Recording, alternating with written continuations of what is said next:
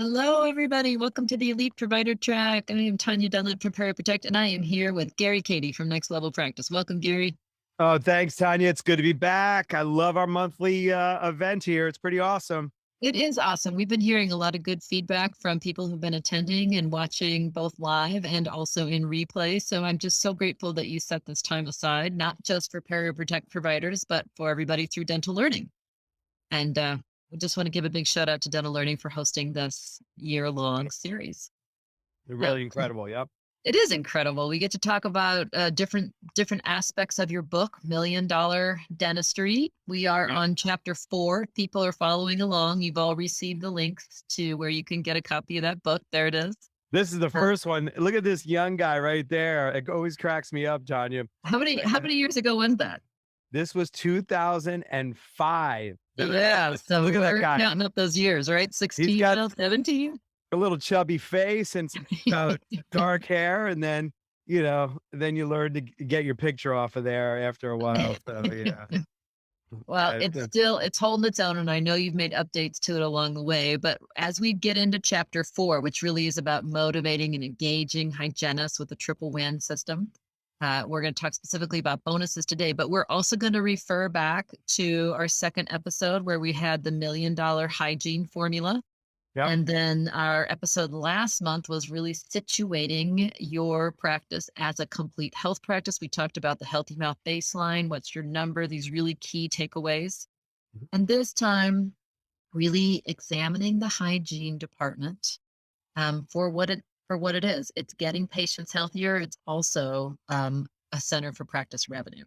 So we're going to talk about how hygienists are not just a cost, an overhead cost, but how they can drive profit. And we're going to tap into their superpower, patient education, advocating for patient health, giving clear directions to patients, and not selling treatment. That's not what this is about. This is about presenting what patients need. And Gary, you always say it. Informed patients can make informed decisions. And this is one of the things that your team is so good at really teaching people how to do this. Yeah. Yeah, it's really an exciting time.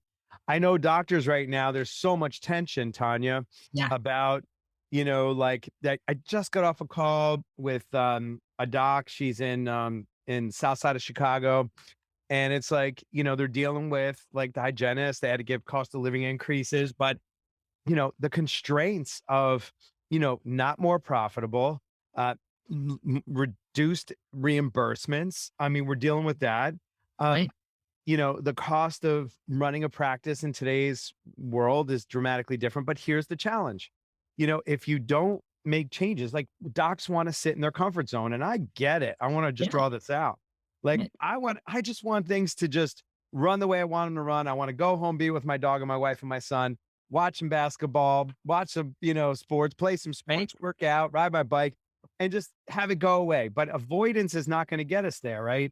Right. So, like, what happens is, what we're dealing with in today's world is the world has changed, right? Let's just say that got to a million. And, what we're hearing is people want to get back to pre pandemic levels.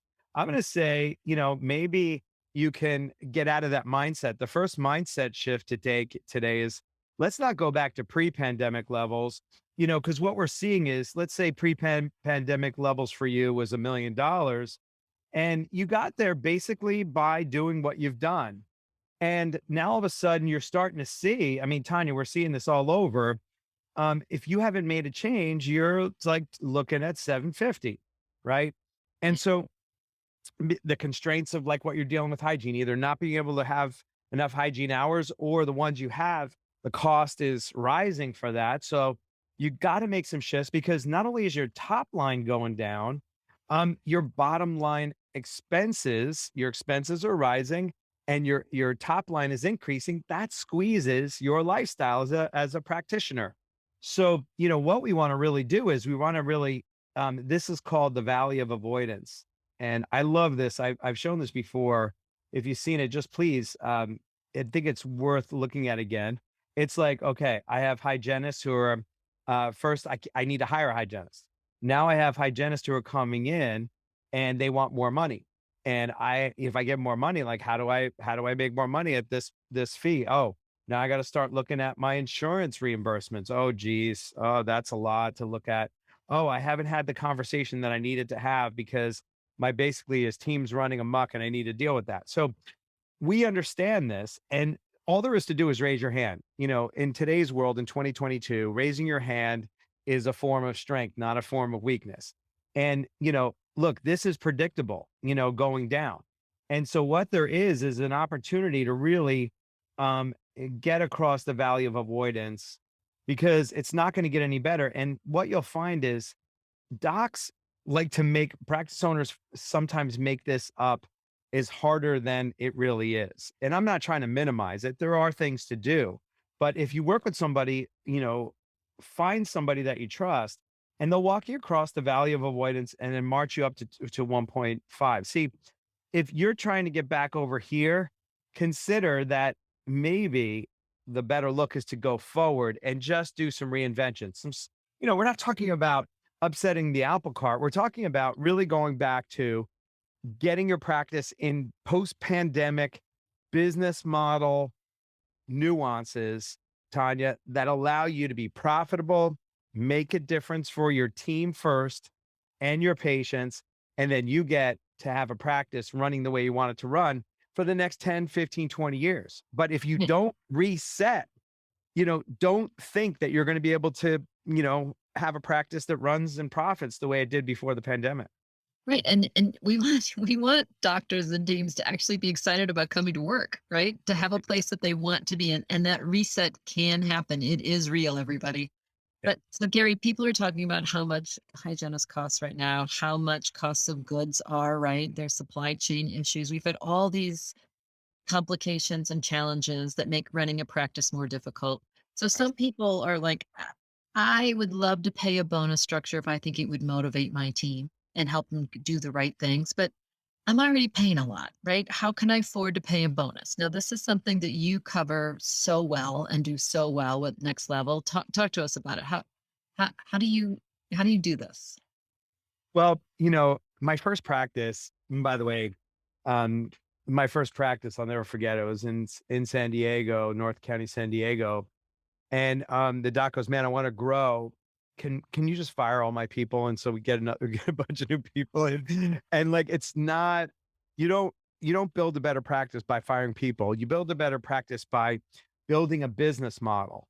And the business model supports the team on what to do. So I always say, like, to paint this picture, and I had to learn this the hard way because I was just trying to be a better Roger Levin, better, a better, all the people that I honor who have come before me that do this work.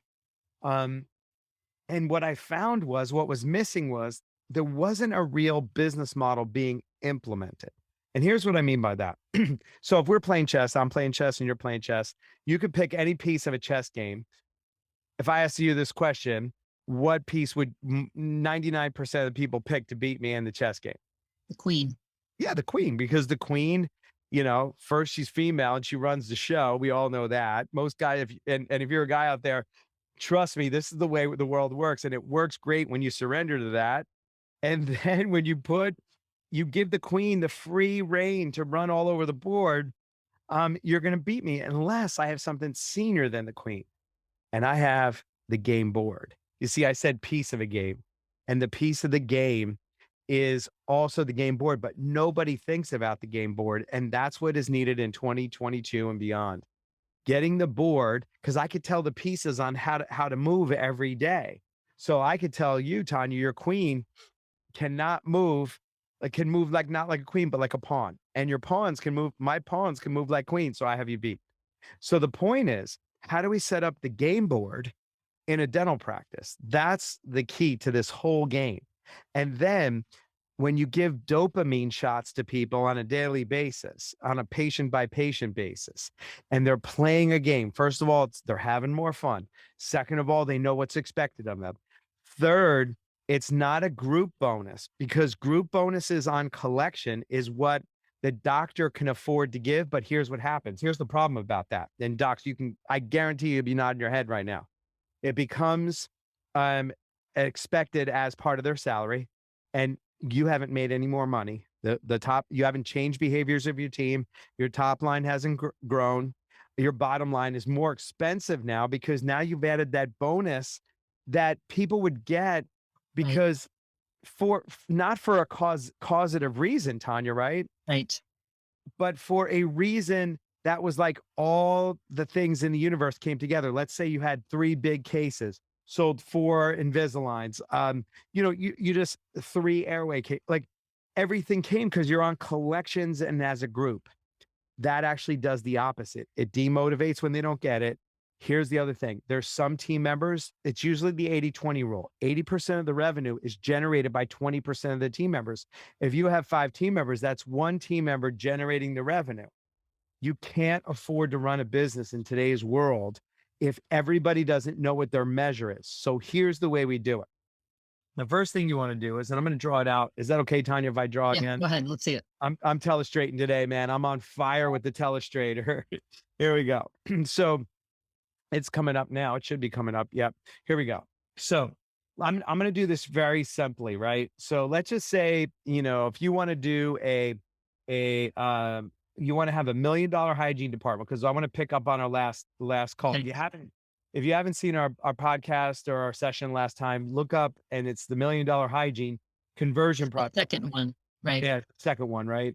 But let's just say if you want to do 2 million, right? And I'm going to say just, and now if you write off 25%, you have to produce 2.5 to collect 2 million. So you always have to add production dollars on the write-off amount. I'm just going to say we're collecting 2 million right now. So if you collect 2 million, what you need to do is you need to do 167,000 per month, right? So if you take 2 million, and I'm going to do the math right now. If we take 2 million, right, and divide that by 12, that's 167,000 per month. Now, 2 hygienists, by the way, you should have for 1 doctor, you should have the 2 hygienists. So it should always, if you have 2 doctors, you should have 4 hygiene. That tells us your ability to retain your patient base. So if you don't have that ratio and their schedules are unfilled and booked out, that means that you have a retention situation, and you'll be able to get how to fix that in our podcast going forward. But 2 hygienists doing $1,650, that allows you to get to your $300,000 per hygienist per year. And if you have 2 hygienists, that's how you get to 600,000. And when you get to 600,000, the treatment that comes out of those rooms is equal to or greater than 400,000. Now your hygienists are producing $1 million. Now, this is important in today's world that they're producing on this level, because I have a range from $70. Some people are throwing money at hygienists just to show up. And Right. I've heard up to $70 in like places like Maryland. Yeah. Supply and demand is different in Maryland, and yeah, I had Minneapolis. I mean, different pockets around the US I'm seeing. And then, there was the cost of living increase. I see people moving from 38 to 45. There's that kind of stuff going on. Again, please don't quote me, hygienists, if you're listening on to this call, because it's all dependent upon your, your situation. I'm just reporting what I'm noticing out in the world. But as I speak to you, hygienists, and I speak to practice owners, you got to change the game in hygiene. Hygiene is the machine that makes the entire practice run, but you have to reframe how you look at the revenue that the hygienist generates. So if you have 2 hygienists producing 1,650 a day, that's 600,000. 2 hygienists doing 300,000 each, plus your 400,000 of the revenue that comes out of hygiene, which is the restorative care. Now all of a sudden you have $1 million hygiene department. So I want to stop there. I'm throwing a lot of numbers out right now.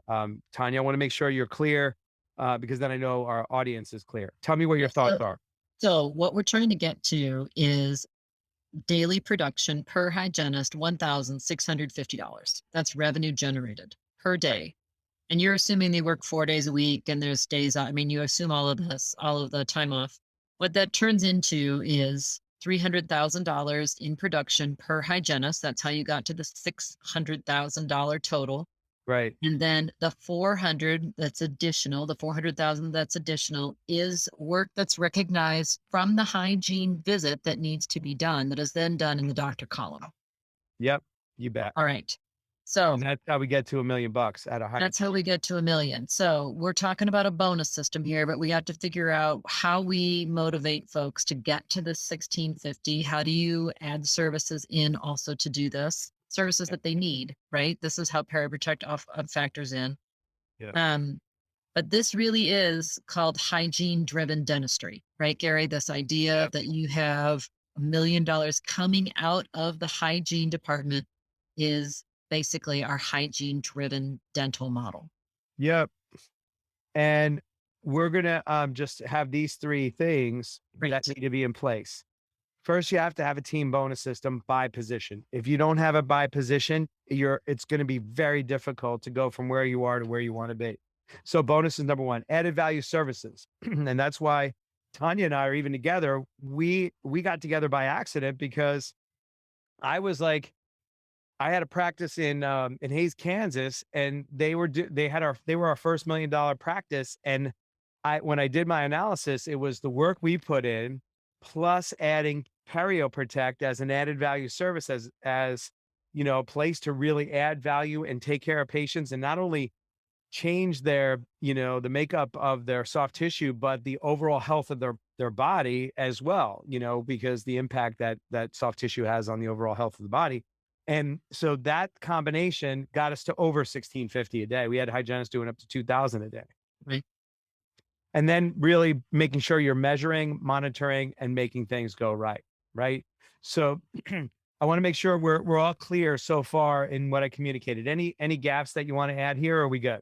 No, I think we're good. What people are not going to understand is the bonus by position that Next Level Practice is so good at is based on a bare butt minimum, which I think is just a fun thing to talk about, right? You got your Yeah. bare butt minimum, and everything is pretty much automated with your system, right? But Yeah. let's talk a little bit about how that by position works.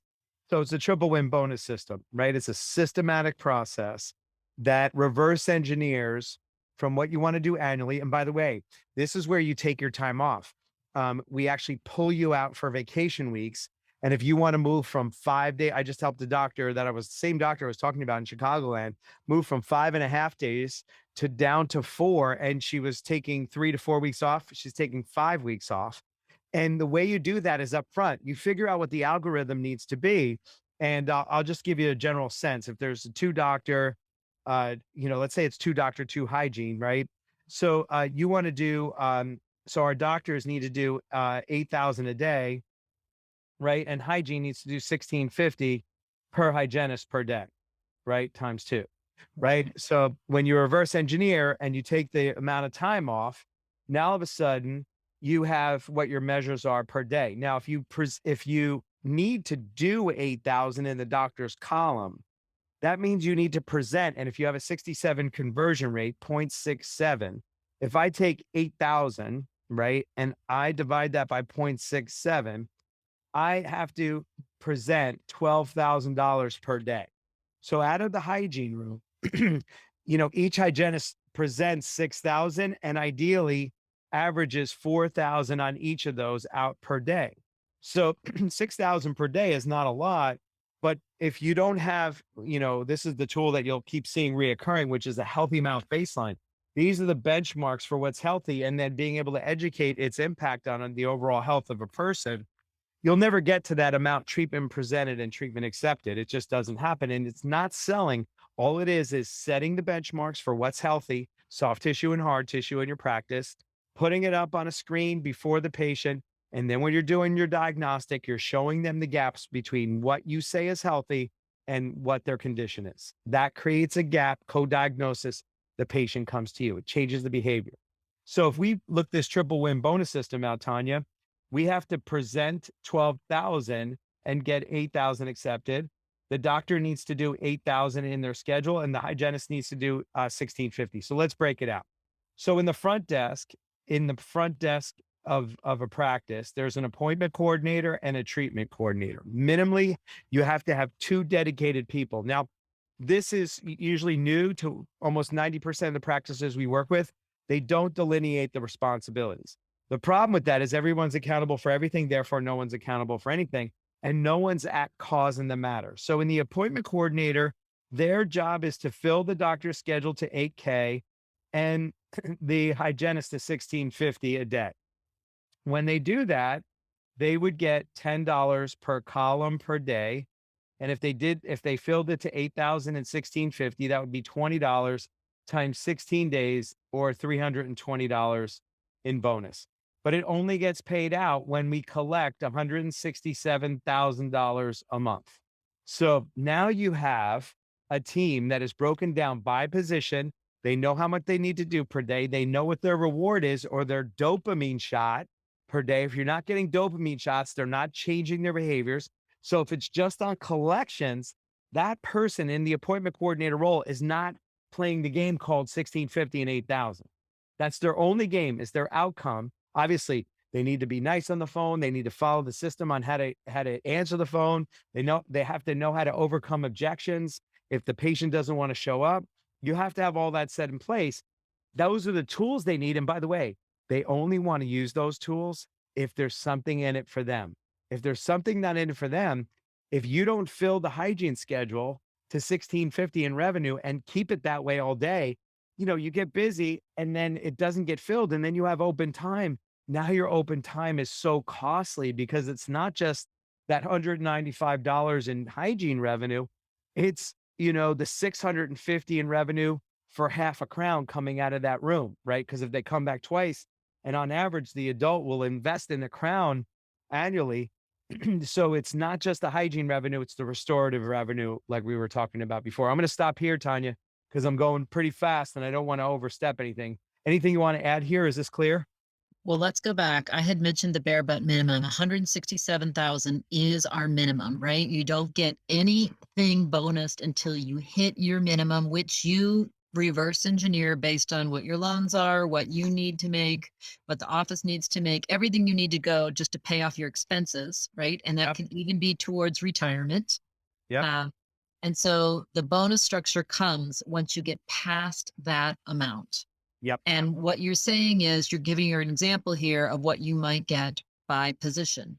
And Yep. this is a great way just to talk about from your front. And, people might say, well, will $10 bonus, will that matter to somebody? Well, if you hit 320 a month times 12, you're coming in there near $4,000 extra a year. It Yep. matters. Oh, It yeah. matters. Yep. And, again, we're going to break down each person on the team just very briefly, but just I wanted to show you one all the way out. The treatment coordinator gets 1% on the treatment that's signed and has a dollar agreement to it and a schedule. See, most people think, oh, did she schedule? Scheduling is not closed. That's for schedule. I'm spelling poorly here today. I'm just going to do schedule. So it's signed, paid, and scheduled. Now, if you're grandfathering people and you let them pay half and half, you honor that. We're not going to disrupt the apple cart, but I'm just giving you the ideal. If they don't sign, they don't pay, and they don't schedule, those three elements really say, I'm committed to time, I'm committed to money, and I'm committed to taking responsibility for what you presented to me. And then they get 1% on that. The assistant, the assistant gets paid. Now they're going to be working columns. So let's just say they're working the doctor column. They get paid $20 per day. If they work 16 days, they two equal 320. And pardon my chicken scratch, but you get the general sense um, that when you have the appointment coordinator driving the production from the front of the office, and then the assistant doing same day dentistry, if you're short of that number, the assistant's number is 8,000 a day. See, it changes the assistant's mindset. They're thinking they make patients comfortable. They sterilize instruments. They turn rooms. Yes, those are the doing things, but the outcome, we need to get them focused on two outcomes. How much do they need to produce per day? And are we going to collect as a team 167,000? What it does, Tanya, is it gets the team in the currency that the practice owner needs and removes the employer mentality and the employee mentality. The reason why doctors get stuck is because they want to grow, but the team wants to stay the same or not lose their job if they take this on. Now, this might sound like a really complicated thing. It is really simple and easy. It's just the initial thing might be overwhelming, especially if you're a doctor that hates numbers. I just got off the phone with that doctor. She goes, I hate numbers. I'm spontaneous. I don't like tracking anything. And I said, we automate the whole thing. Your team tracks the whole thing. They report up to you, you verify it, and then the bonus gets paid. It's a simple tracking system and it's all automated now. It's really fantastic. I think the part that might be overwhelming for some folks is to share this much information with their team. But Gary, if I could share my screen, I want to show how well it can work. So Gary, I'm excited about this. I want to show you these numbers because those offices that work with Next Level are some of the most profitable. And this is when you are being this vulnerable, right? This transparent with your teams. So this is 2020. This is the year of the pandemic. And I did not make any adjustments for those months that we were totally down. But you can see what doctors are, what the team actually, because periprotect is almost 100% team driven, but what the doctors are collecting every month, right? Now this was 2020. These are all Next Level practice offices. And the reason it works so well is because they're using those tools that we talked about last month, the healthy mouth baseline and what's your number. And if you want to go back and hear that episode, let's do it. And then I have 2021 numbers for you that I know you haven't seen yet. Uh, But this one office in California, right? It's doctor owns two practices now. yep.